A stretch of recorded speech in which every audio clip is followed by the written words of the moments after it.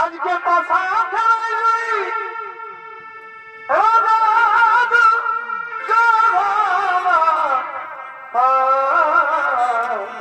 বারে ভাই আজ তারা সবে আচ্ছা তারা সবে আনন্দ মনা এ ভাই হস্তিনাপুর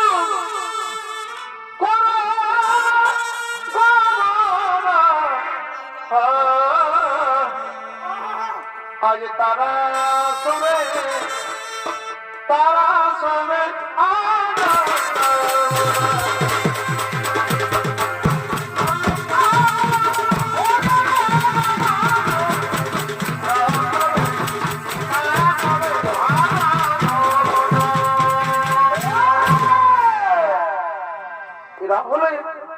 এরা হলেন ধৃতরাষ্ট্র, ভীষ্মদেব, দ্রোণাচার্য, কৃপাচার্য, কর্ণ, দুর্যোধন এবং মামা শকুনি।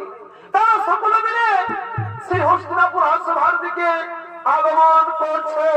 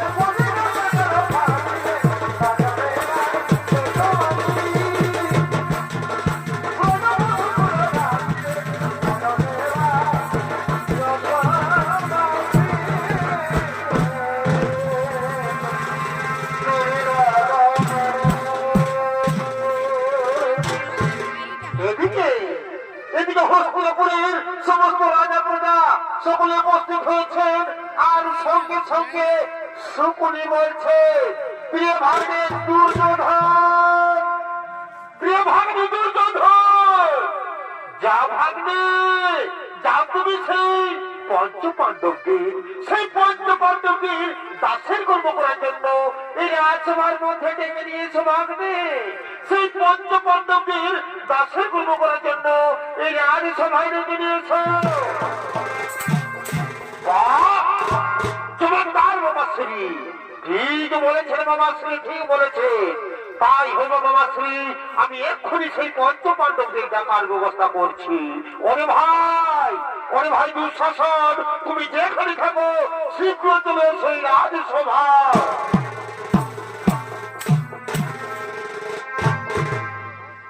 ধৃতরাষ্ট্র সন্তান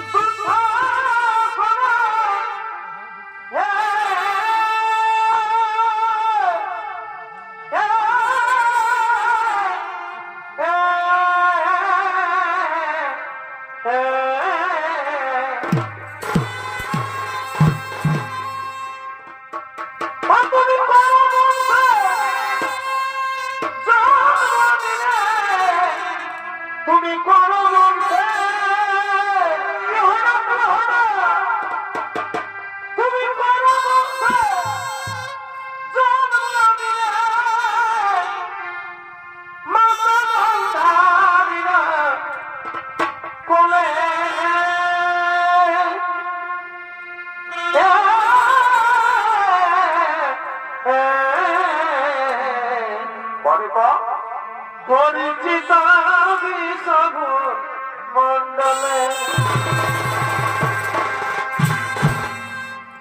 অজবীর যোদ্ধা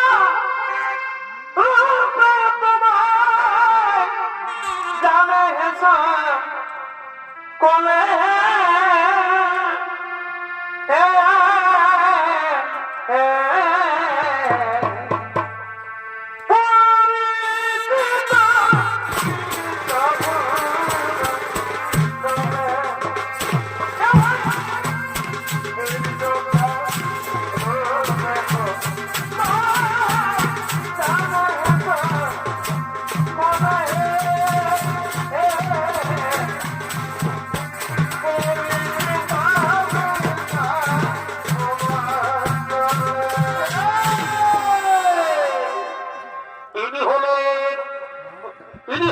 সেই মহাভারতের বীর যোদ্ধা যুবরাজ দুঃশাসন। আর এই দুঃশাসনের ভূমিকায় আপনাদের মহাভারতের উদ্ভাসিত রঙ্গমঞ্চে তিনি ছৌরিত পরিবেশন করে দেখাবেন। তিনি হলেন ছৌরিত শিল্পী ওস্তাদ জীবন সিং শর্মা।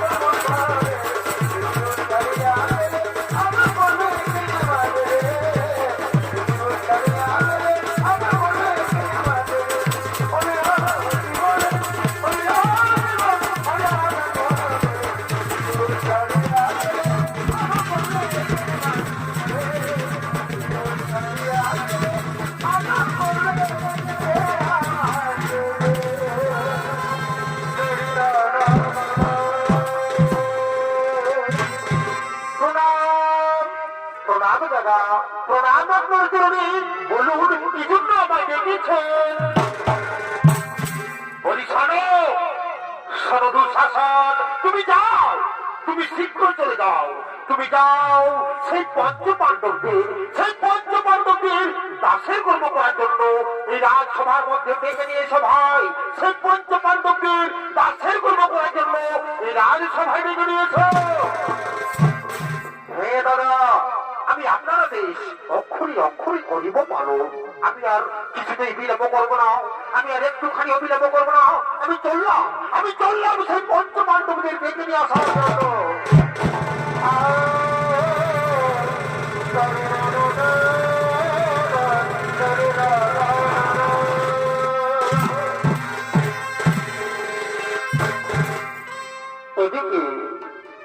এদিকে সেই বীর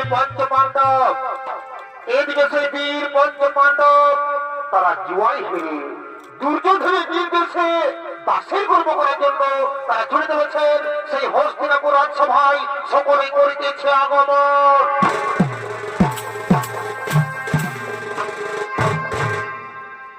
পঞ্চপাণ্ডব ভাই সকলে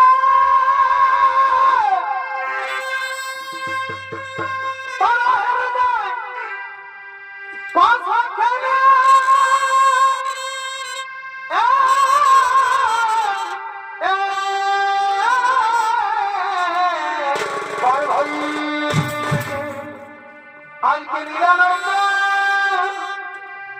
বাবা জনম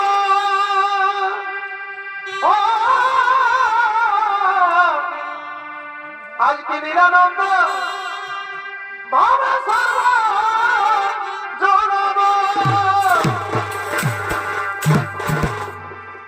পাতায় গাছের করব ভাই ভাই ওই দুর্যোধন বারে বারে চমৎকার ভাই পাতায় আজকে সকলেরা বা ভাই আজকে সকলেরা উদাসিত বারে ভাই সোনামানি সরমান আজকে সকলেরা উদাসিত মনবা সোনামানি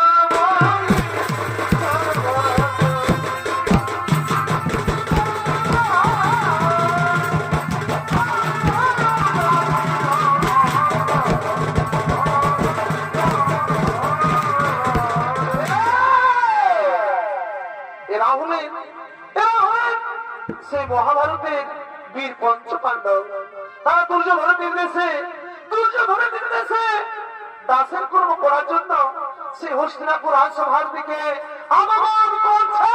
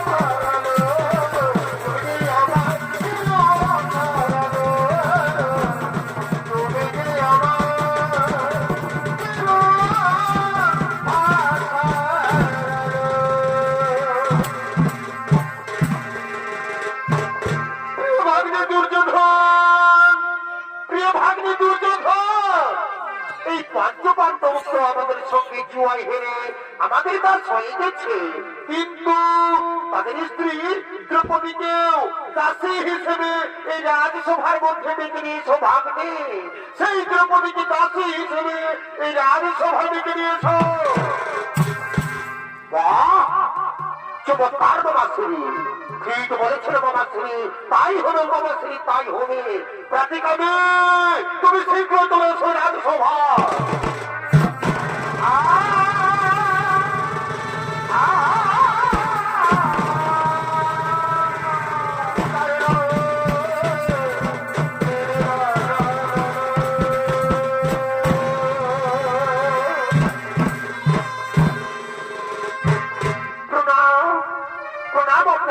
যুবরাজ বলুন কি জন্য আমায় ডেকেছে? বলি শোনো শোনো প্রাতিকামী, তুমি যাও, তুমি শীঘ্র চলে যাও সেই দ্রৌপদীর কাছে। তাকে জানিয়ে দাও, তাকে জানিয়ে দাও যে দুর্যোধন তাকে জুয়ায় জিতেছে। তাই তুমি আর কিছুতেই বিলম্ব করো না, তুমি শীঘ্র চলে যাও সেই দ্রৌপদীকে ডেকে নিয়ে এসে রাজসভা। যুবরাজ তাই হবে যুবরাজ, আমি আপনার কথা মতোই আমি চললাম সেই দ্রৌপদীর কাছে, আমি চললাম সেই দ্রৌপদীর কাছে।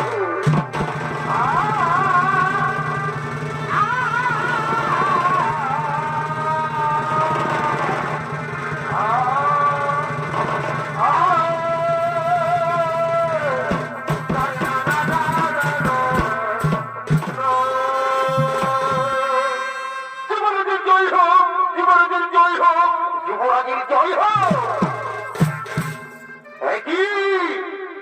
প্রাতিকামী তুমি এক্ষুনি গেলে আর এক্ষুনি ফিরে এলে রাজসভায়। যুবরাজ যুবরাজ আমি গিয়েছিলাম সেই দ্রৌপদীর কাছে, আমি গিয়েছিলাম সেই দ্রৌপদীর কাছে, কিন্তু প্রাতিকামী তোমার মুখ এভাবে হঠাৎ করে বন্ধ হয়ে গেল বলে প্রাতিকামী কি হয়েছে সত্যি বলে আমার কাছে খুলে বলো। যুবরাজ আমি গিয়েছিলাম সেই দ্রৌপদীর কাছে, আমি গিয়েছিলাম সেই দ্রৌপদীর কাছে, কিন্তু সে কোনো মতেই আসতে চাইল না এই সভায়।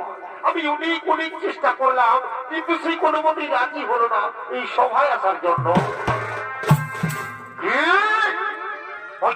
তোমার অহংকার যে দুর্যোধনের কথা আসতে চাইল না, সে বোধহয় এখনো পর্যন্ত, সে বোধহয় এখনো পর্যন্ত এই যুবরাজ দুর্যোধনকে জানে না।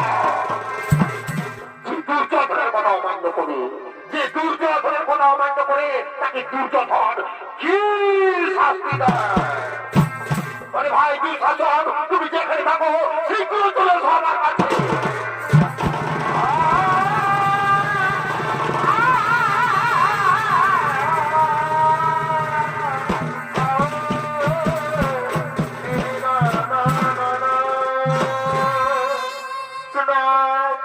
প্রণাম দাদা, প্রণাম তো বছরে। বলুন কি জন্য আমাকে আবার ডেকেছে? হ্যাঁ হে দুঃশাসন, তোমাকে আমি আবার ডেকেছি।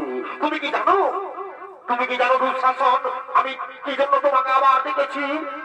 শোনো দুঃশাসন, তুমি কি জানো সেই দ্রৌপদী, সেই দ্রৌপদী নাকি আমার কথাতে আসতে চাই না এই সভায়। আমি তার জন্য তোমাকে ডেকেছি দুঃশাসন, আমি তার জন্য তোমাকে ডেকেছি। শোনো শোনো দুঃশাসন, তুমি যাও, যাও তুমি নিজে গিয়ে, যাও তুমি নিজে গিয়ে ওই অহংকারী নারীর, ওই অহংকারী নারীর চুলে টানতে টানতে নিয়ে সেই সভায় তাকে জানিয়ে দাও, তাকে জানিয়ে দাও যে দুর্যোধন তাকে জুয়ায় জিতেছে। হে দাদা, আমি তো পূর্বেই বলেছি আমি আপনারা অক্ষরী অক্ষরী করিব পারো। আমি একদিনে বিরত করবো না দাদা, আমি আমি এক্ষুনি আমি সেই দ্রৌপদীর চুলে চুলে টানতে টানতে নিয়ে আসবো সভা।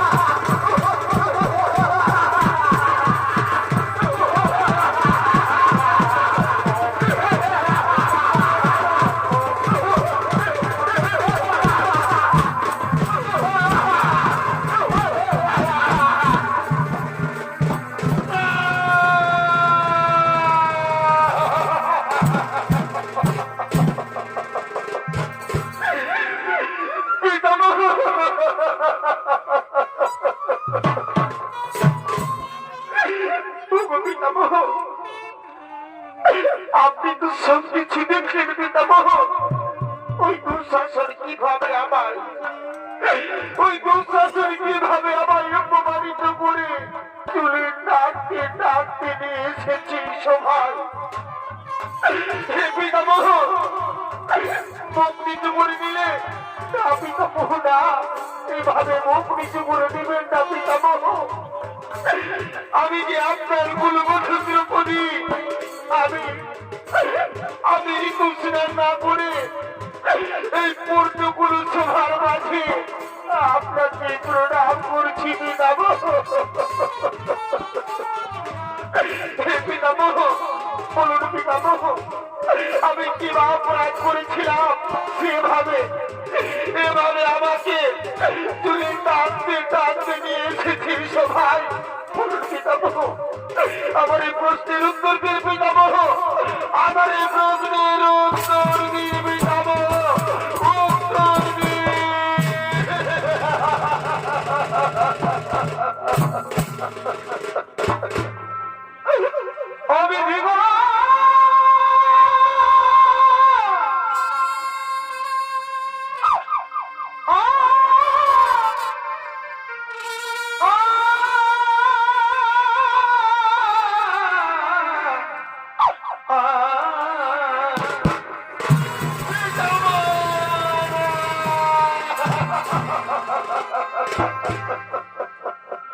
আমি বিধাতা কি করিলে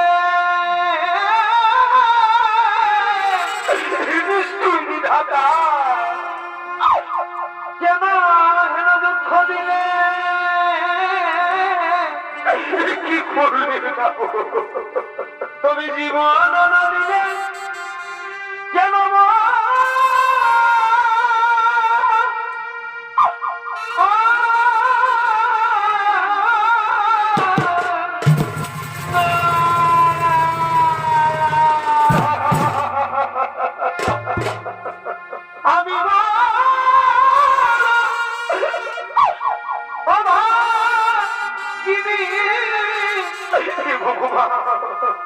আমি জান নাম কিনে না তবে লজ্জা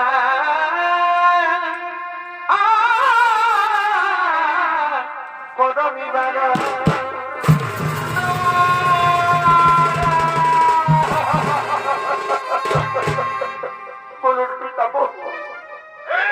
আমার এই প্রশ্নের উত্তর দিন পিতামহ। আমি পারি না পিতামহ, আমি অপমান সহ্য করছি, আমি আর পারি না এই দুঃখ যন্ত্রণা সহ্য করতে, আমি যে আর পারি না।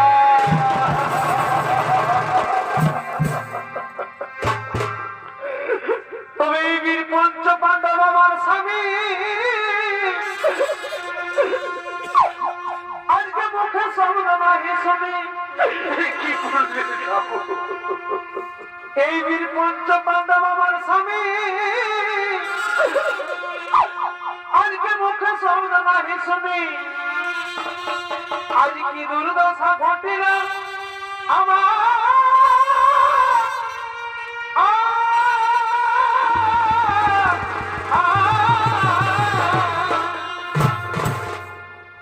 তবে আজকাল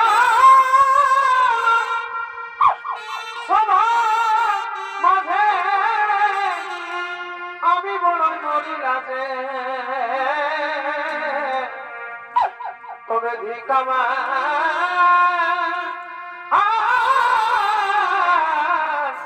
এই পঞ্চ স্বামী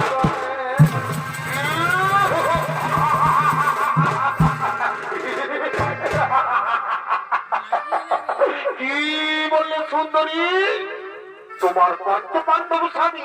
না না না না না না না না না না না, শোনো সুন্দরী, তোমার পঞ্চ পাণ্ডব স্বামী তোমাকে রক্ষা করতে পারবে না। কারণ তুমি কি জানো সুন্দরী, তোমার ওই পঞ্চ পাণ্ডব স্বামী না আমাদের সঙ্গে জিওয়াই হেরে আমাদের দাস হয়ে গেছে। জানো সুন্দরী, তোমার ওই পঞ্চ পাণ্ডব স্বামী আর কি করেছে? তোমার ওই পঞ্চ পাণ্ডব স্বামী না আমাদের সঙ্গে ওই জুয়াই তোমাকেও হেরে গেছে।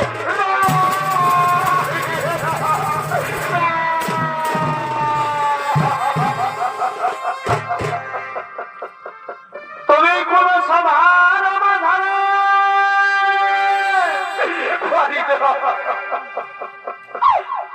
আমার জানা বস্ত্র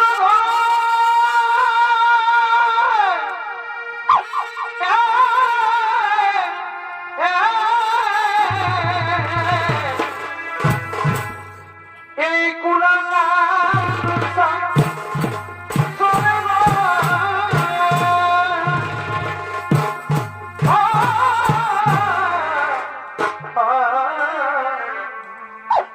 রক্ষা করো প্রভু দাদা, ওরে গো রক্ষা করো প্রভু দাদা।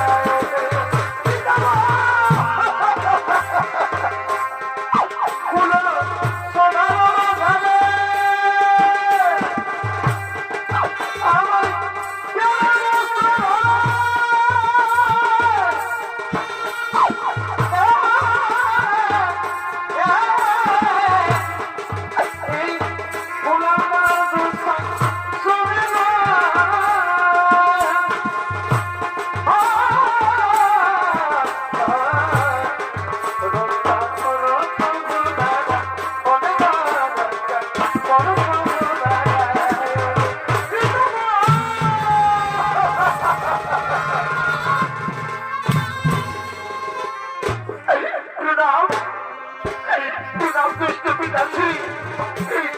আপনাকে প্রণাম করছি। আপনি তো আজ বলি ভাগ্যবান যে দৃষ্টিহীন জন্মেছে। আর যদি দৃষ্টিহীন না হতে তুমি ভাগের দুর্দশা দেখে, এই দ্রৌপদীর দুর্দশার দেখে আজ অবশ্যই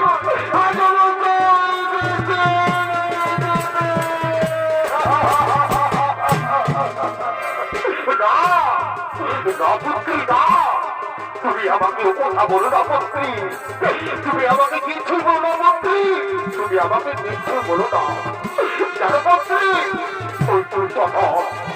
ওই দুর্যোধন মাথা ফেরার সময় আমাকে কিছু বলেনি, এবং এই জিনিসটির মাথা ফেরার সময় আমাকে কিছু বলেনি। তাই মন্ত্রী তুমি আমাকে কিছু বলো না মন্ত্রী, তুমি আমাকে কিছু বলো না, তুমি আমাকে কিছু বলো না।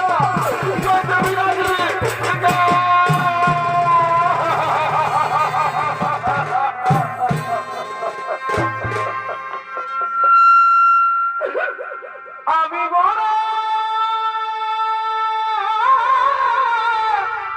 নিষ্ঠুর বিধাতা, দয়া কি করলে আমার দুঃখে সীমানা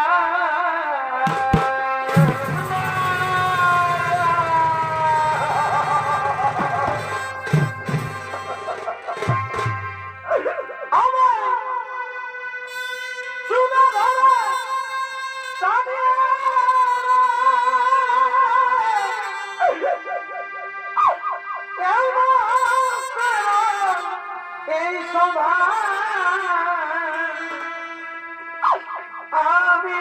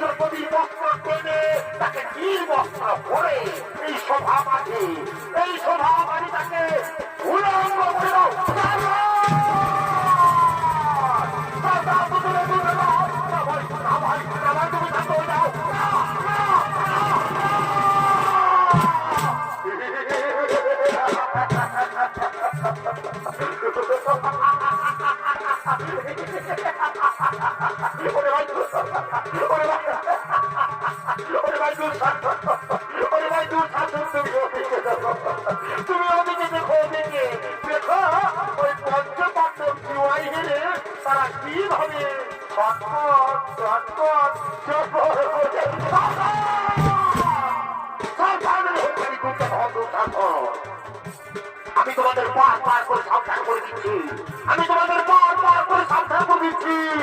এই শক্তির বাড়ি, এই শক্তির বাড়ি হাত দিবি না।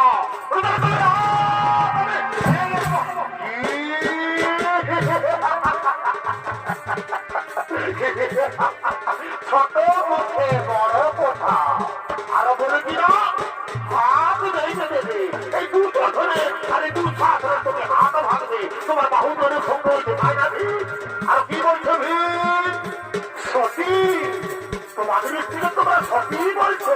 না না না না না না না না, শোনো সতী কাকে বলে বাবন হয়তো করা জানো না। যে নারী পাঁচ স্ত্রী হয়ে থাকে, যে নারী পাঁচ স্ত্রী হয়ে থাকে তাকে কোনদিনও সত্যি বলা যায় না। তাকে কি বলে জানো? তাকে একজন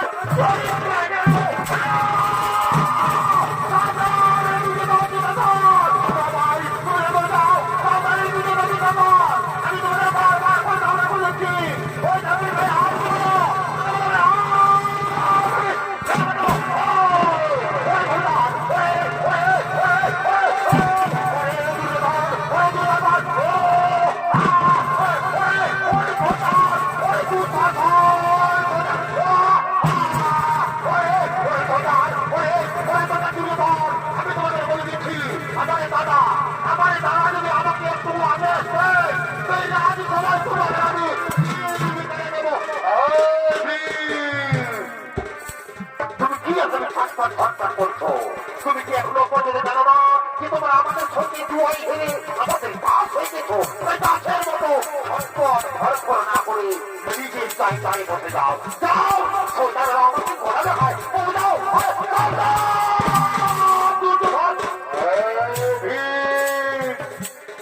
তুমি কি এখনো পর্যন্ত জানো না যে তোমরা আমাদের সঙ্গে জুয়াই হেরে গেছো?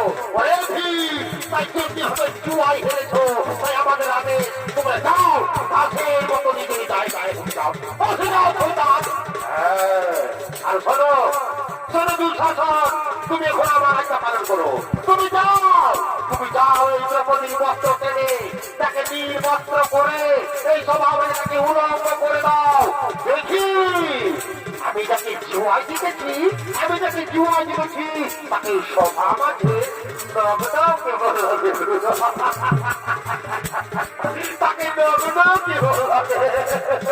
তাকে তাকে উলঙ্গ করে দাও দুঃশাসন, তাকে উলঙ্গ করে দাও।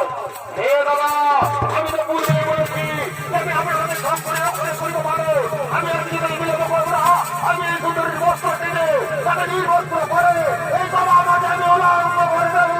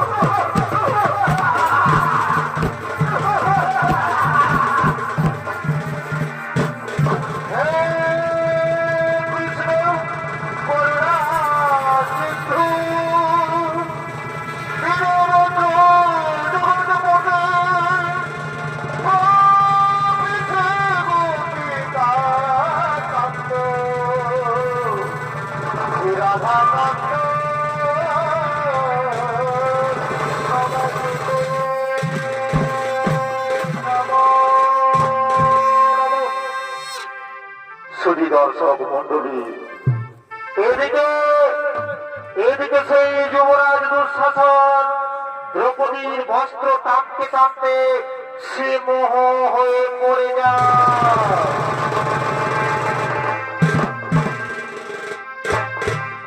কারণ সত্য যুগের দিন গর্গমণি গঙ্গাজলে স্নান করছিলেন। এমন সময় সে গর্গমণি গঙ্গাজলে স্নান করতে করতে তার গায়ের বস্ত্র জলের মধ্যে ভেসে যায়। সেই সময় গর্গমণি সে জলের মধ্যে উলঙ্গ অবস্থায় দাঁড়িয়ে রয়েছিলেন। তার বাঁচার কোনো উপায় ছিল না। সে লজ্জায়, সে অপমানে কিছুতেই জলের থেকে উঠতে পারবে, কিন্তু ভগবানের লীলা। এমন সময় সেখানে দ্রৌপদী উপস্থিত হয়। সেখানে দ্রৌপদী পৌঁছে দেখতে পাই যে গর্গমণি জলের মধ্যে উলঙ্গ অবস্থায় দাঁড়িয়ে রয়েছে। সেই সময় দ্রৌপদী নিজেই তার একখানা বস্ত্র দিয়ে সেই গর্গমণিকে জলের থেকে উদ্ধার করেছিলেন, অথবা তাকে বস্ত্র দিয়ে তার লজ্জা নিবারণ করেছিলেন। সেই সময় গর্গমণি এই দ্রৌপদীকে প্রাণ ভরে আশীর্বাদ দিয়েছিলেন। তাই শুধু দর্শক মন্ডলী, তাই সেই গর্গমণির আশীর্বাদে আজ স্বয়ং নারায়ণ এসে, আজ স্বয়ং কৃষ্ণ ভগবান এসে দ্রৌপদীকে বস্ত্র দিয়ে তার লজ্জা নিবারণ করেছে।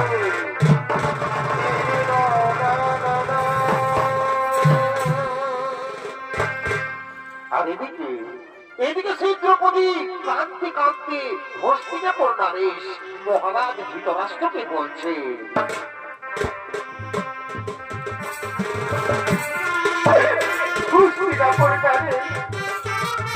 মহারাজ ধৃতরাষ্ট্র, আপনার সৌভাগ্যে একটি নারীর অপমান করা হয়েছে।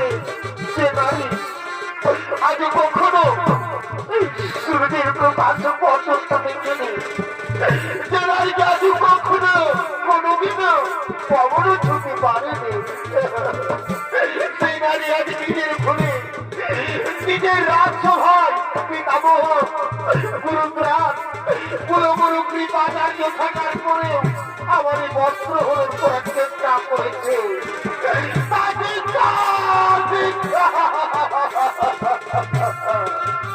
আমি ঘৃণা করি, আমি ঘৃণা করি।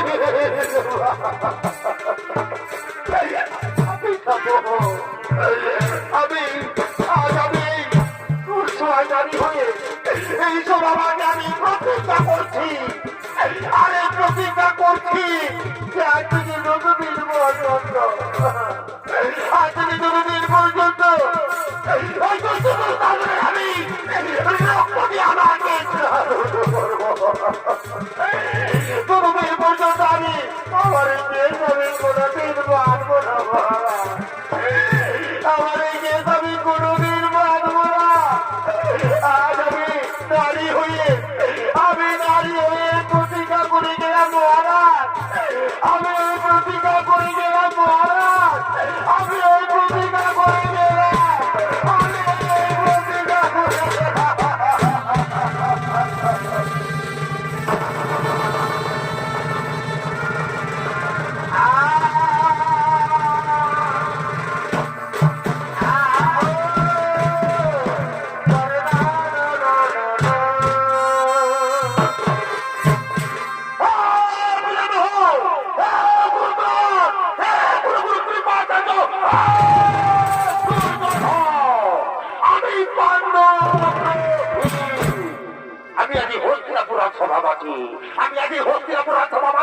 আমি প্রতিজ্ঞা করছি, আর এই প্রতিজ্ঞা করছি যার থেকে যতদিন পর্যন্ত আজ থেকে যতদিন পর্যন্ত এই পাপি, এই অহংকারী, এগুলো রক্তপান না করতে পারি ততদিন পর্যন্ত আমি আমার পূর্বপুরুষের আমি কোনোদিন মুখ দেখাবো না, আমার পূর্বপুরুষের আমি কোনোদিন মুখ দেখাবো না। আমি আমি আজ এই প্রতিজ্ঞা করে গেলাম, আজ আমি এই সভা থেকে আমি এই প্রতিজ্ঞা করে গেলাম, আজ আমি এই প্রতিজ্ঞা করে গেলাম।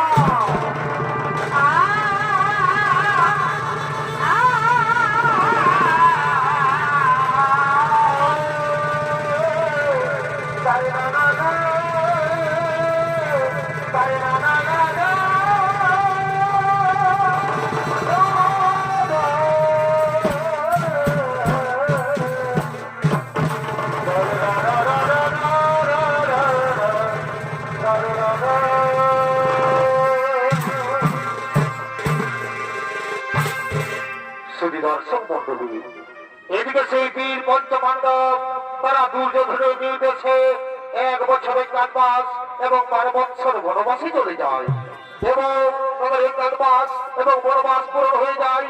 আর এদিকে দুঃশাসন চলেছেন তার সমস্ত সেনা সৈনিক নিয়ে সেই রণভূমির দিকে, আর ওদিকে পঞ্চপাণ্ডব চলেছেন যুদ্ধ করার জন্য সেই রণভূমির দিকে। আপনাদের মহান রঙ্গমঞ্চে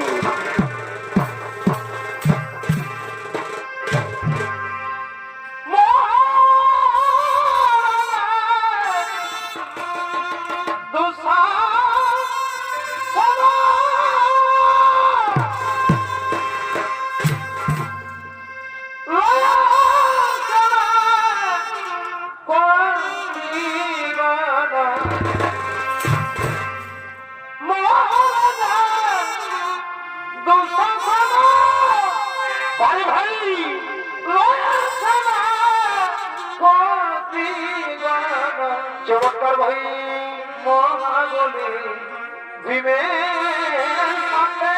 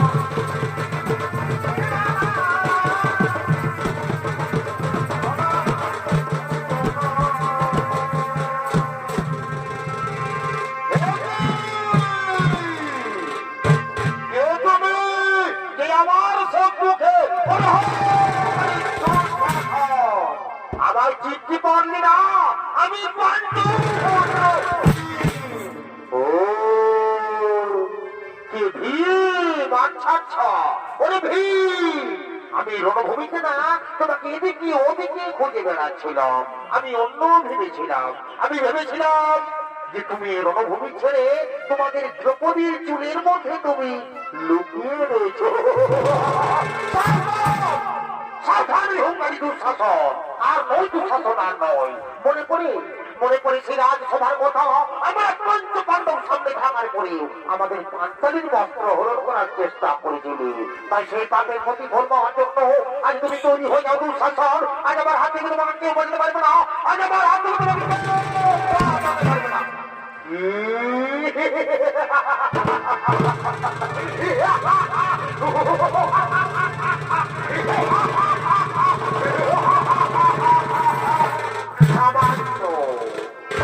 সামান্য একজন দাসের পুত্র দাস হয়ে এই দুঃশাসনের সম্মুখে এসেছ, যুদ্ধে করবে বলতে? তুমি বোধহয় জানো না, আর আমি তোমার সঙ্গে যুদ্ধে তোমাকে পরাস্ত করে আমার বহুদিনের মনের বাসনা আমি পূরণ করবো। দুঃশাসন, আজ আমি তোমার মনের বাসনা শীঘ্রই পূরণ করবো। তবে দাঁড়িয়ে থেকে কোনো লাভ হবে না শয়তান। যুদ্ধের জন্য তৈরি হয়ে যাও। তাই ধরাস্ত্র করার এই কথা দিয়ে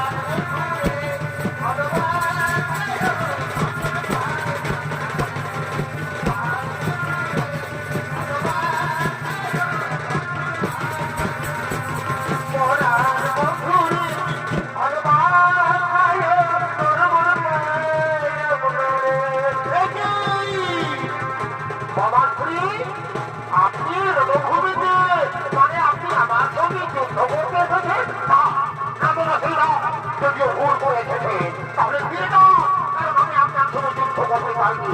বাবা শ্রী আপনি ফিরে যান এই রণভূমি থেকে, আপনি ফিরে যান, আপনি ফিরে যান। না! এ কি বলছেন বাবা? এ কি বলছেন? এই শয়তানকে আপনি ফিরে যেতে বলছেন? আমি যুদ্ধ করবো।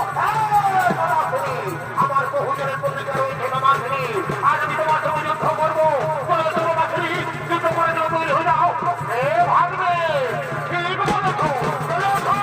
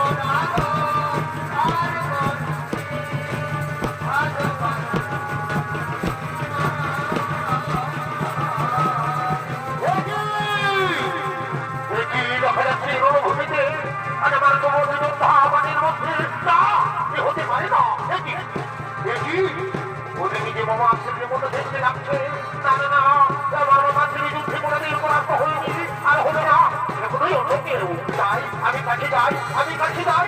দেখি দেখি বাবা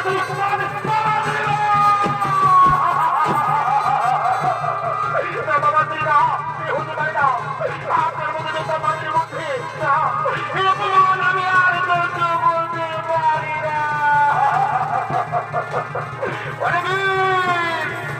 ওরে সন্তান, আমি যুদ্ধ করবো, তুই আয় সন্তান, আমি এখন আর যুদ্ধ করতে পারি না। কোথায় কোথায়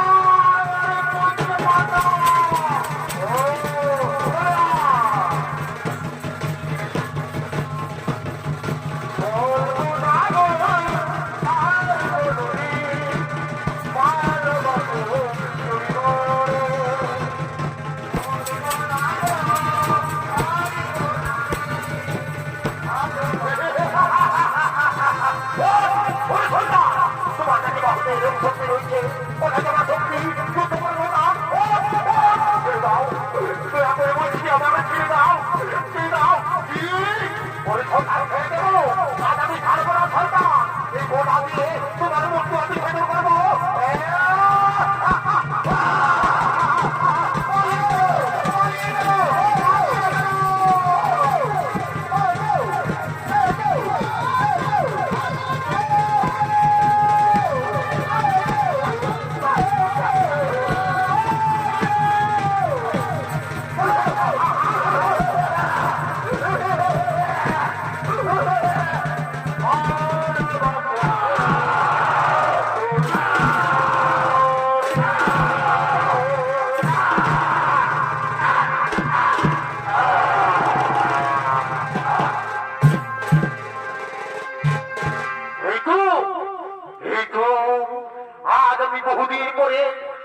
বহুদিন পরে এই সন্তানকে আমি যুদ্ধে পরাস্ত করেছি, কিন্তু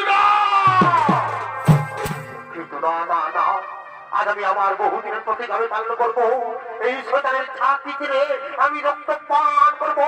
ওই শয়তান, ওই অহংকারী, ওই পাপী, আজ আমি তোমার ছাতি ছেড়ে আজ আমি আমার প্রতিজ্ঞা পালন করবো। ওই শয়তান, আজ আমি তোমার রক্ত পান করবো।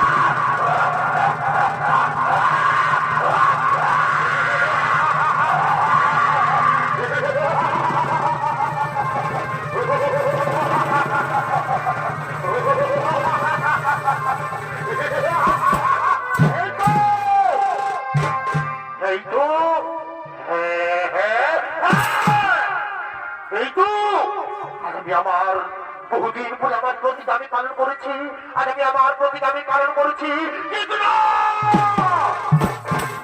কিন্তু না, না, না, আমার আরেকটি প্রতিজ্ঞা মনে পড়েছে।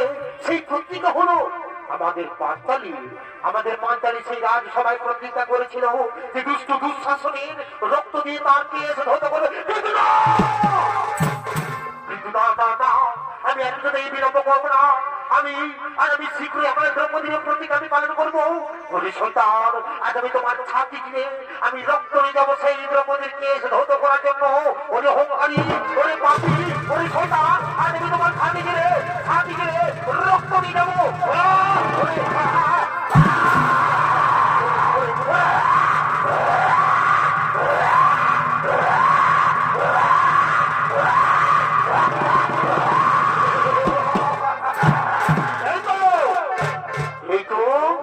আমি আর কিছুতেই বিলম্ব করবো না। আজ আমি আমাদের দ্রৌপদীর প্রতীক আমি পালন করবো। এই রক্ত নিয়ে যাবো সেই দ্রৌপদীর কেস ধৌত করার জন্য। আমি শীঘ্রই চলে যাবো সেই দ্রৌপদীর কাছে, আমি শীঘ্রই চলে যাবো সেই পাঁচালীর কাছে। জয় রাধে রাধে, কৃষ্ণ কৃষ্ণ, গোবিন্দ গোবিন্দ মানরে। জয় রাধে গোবিন্দ, রাধে গোবিন্দ নামটি প্রেমানন্দে জয় হরি হরি হরি বল বদনে লইয়া। জয় রাধে গোবিন্দ, রাধে গোবিন্দ নামটি বাবাই বদনে লইয়া। নয়ন নিরে সদা ভাষরে